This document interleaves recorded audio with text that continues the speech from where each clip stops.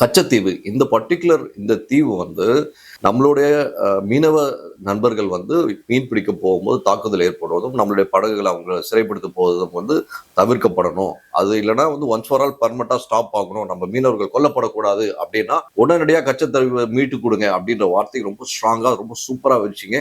பாராட்டுகள் விஜய் சார். இதே கதை தான் இதே மாவை தான் வந்து திமுக அதிமுக வந்து கடந்த 50 ஆண்டுகளா அரன்னு அரைச்சாங்க. திருப்பி அதே மாவை நீங்க அரைச்சிங்க இல்லைன்னு சொல்ல. பட் ஆனா அதுக்கான தீர்வு கிடைச்சிருமா அப்படின்னு பாத்தீங்கன்னா உங்க அமைச்சரே பதவி ஏற்றதுக்கு அப்புறம் 2 நாட்கள் 4 நாட்கள் கழித்து சொல்லக்கூடிய வார்த்தைகள் கச்சத்தீவு என்பது இந்தியன் கவர்மெண்டோட பாலிசி. அது ஆல்ரெடி சுப்ரீம் கோர்ட் ஆர்டர் ஆகி வந்திருக்கு. நிறைய விஷயங்கள் அது விஷயமா இப்போதைக்கு பேச முடியாது.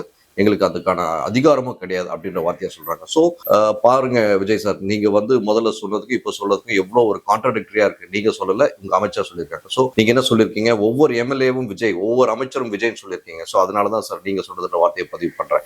இதுல கச்சத்தீவு முடியாத விஷயம்ன்றது நம்ம எல்லாருக்கும் தெரியும். அப்படி இருக்கும் தருவாயில் நீங்க அப்போ சொன்னதுக்கும் இப்போ சொன்னதுக்கும் டிஃபரன்ஸ் தயவு செய்து நீங்க தெரிஞ்சுக்கணுன்றதுக்காக